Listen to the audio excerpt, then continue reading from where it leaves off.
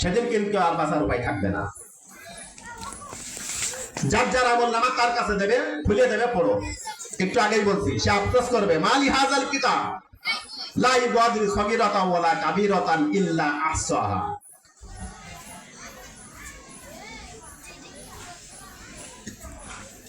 প্রতিটা পুরুষ মানুষ, একজন মহিলায়, খেয়াল রাখবেন, একজন মহিলায় 4 জন পুরুষকে নিয়ে জাহান্নামে যাবে। একজন মহিলায় কয়জন পুরুষকে নিয়ে জাহান্নামে যাবে? মহিলারা মানুষকে ভালো করতে পারে, খারাপও করতে পারে। একজন মহিলা 4 জন পুরুষের বিরুদ্ধে সাক্ষী দেবে। স্ত্রী বাপের বিরুদ্ধে দেবে। ওই স্ত্রী যদি কারো সন্তান হয়ে থাকে, বাপের বিরুদ্ধে দেবে, মানে মেয়ে বাপের বিরুদ্ধে দেবে। আবার ওই মেয়েটা যদি কারোর স্ত্রী হয়ে থাকে, স্বামীর বিরুদ্ধে দেবে। ওই মেয়েটার যদি সন্তান থাকে, সেই ছেলের বিরুদ্ধে দেবে। ওই মেয়েটার কোনো ভাই থাকলে ভাইয়ের বিরুদ্ধে দেবে। একজন মহিলাই 4 জন পুরুষকে নিয়ে বিপক্ষে সাক্ষী দিয়ে জাহান্নামে নিয়ে চলে যাবে। কেন?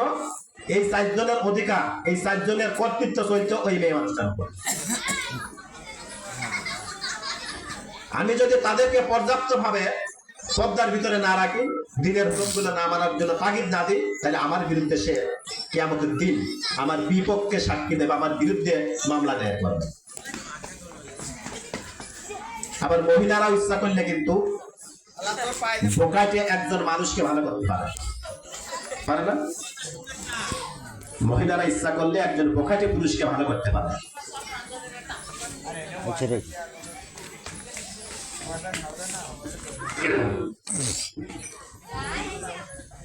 সত্তরটা ওকে হাদিস শরীফের কথা। হযরত ওয়াহশী রাদিয়াল্লাহু তাআলা আনহু, হুজুর পুন্নর সাল্লাল্লাহু আলাইহি ওয়াসাল্লামের চাচাকে উহুদের যুদ্ধে কেটে 70 ভাগ করেছিল ওয়াহশী। হুজুর সাল্লাল্লাহু আলাইহি ওয়াসাল্লাম ঘোষণা দিলেন যে আমি ওয়াহশীকে যেখানে পাবো সেখানেই কতল করব, কারণ সে আমার চাচাকে উহুদের যুদ্ধে কেটে 70 ভাগ করেছে। ওয়াহশী চিন্তা করলো, আল্লাহর রাসূল যাহা বলেন তিনি তো তাই করেন, তাহলে যদি আমাকে পায় তাহলে তো আমাকে কতল করবে, অতএব এখানে আর থাকা যাবে না। উনি পালাই সিরিয়ায় চলে গেল। এই ওয়াহশীর স্ত্রীর নাম ছিল লুবাদা।